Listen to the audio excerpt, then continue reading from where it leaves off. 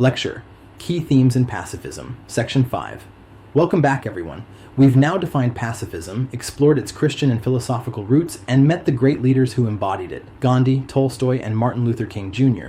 Today we move from individuals to ideas, looking at the key themes in pacifism that have shaped both theory and practice. These themes, nonviolence, moral absolutism versus pragmatic pacifism, civil disobedience, and peace activism, are the pillars on which pacifist traditions stand. They help us see how pacifism is lived out, debated, and challenged across different contexts. 1. Nonviolence. The first theme is the distinction between passive nonviolence and active nonviolence.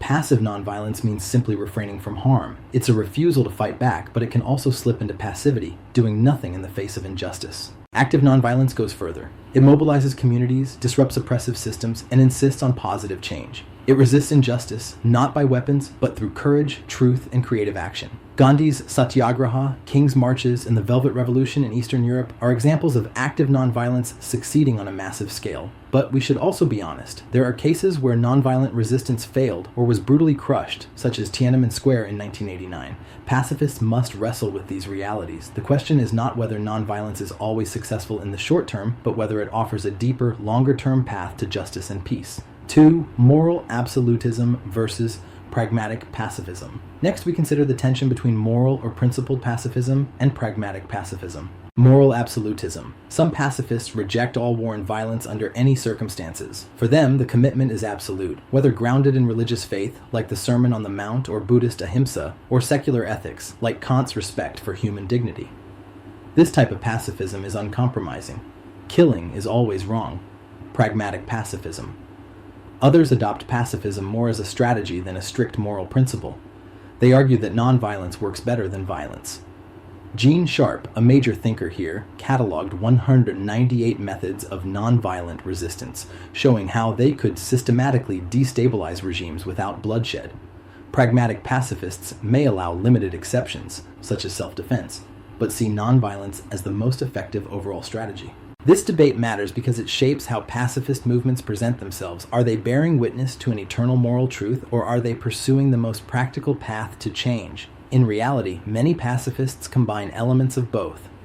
3. Civil disobedience. Civil disobedience has been one of the most powerful tools of pacifist movements. It is the deliberate public breaking of unjust laws in order to expose injustice and provoke reform. Gandhi framed civil disobedience as a 9-step model: negotiation, protest, boycott, strikes, and finally the creation of parallel institutions that embody justice. Martin Luther King Jr. practiced civil disobedience through marches, sit-ins, and boycotts, always disciplined and nonviolent. In his letter from Birmingham jail, he explained that unjust laws are those that degrade human dignity and that citizens have a moral responsibility to resist them. Another dimension is conscientious objection to military service. Some objectors are absolutists, refusing all participation in war. Others agree to serve in non-combatant roles, such as medics. Both practices reflect civil disobedience against the state's demand for violence. Historical examples include Vietnam War protests, anti-apartheid resistance in South Africa, and anti-nuclear demonstrations in Europe and Japan. Each reveals how civil disobedience operates as a nonviolent confrontation between moral law and human law. 4. Peace activism. The last theme is peace activism, the organized grassroots efforts to build peace and justice. Grassroots leadership. Women, youth, and marginalized groups have often led peace movements. Their contributions highlight how pacifism empowers those excluded from traditional power structures. Global peace building, pacifist activism has extended into international mediation, human rights advocacy, and reconciliation programs. Eco-pacifism. A growing trend connects violence against people with violence against the environment. Here, activists argue that war and environmental destruction are intertwined, and that protecting the earth is a form of pacifism. Organizations, groups like Greenpeace and eco-justice coalitions demonstrate how pacifist principles apply beyond human conflict to the natural world. Peace activism shows us that pacifism is not only about stopping wars, it's about reshaping societies into healthier, more just, and more sustainable communities. Closing.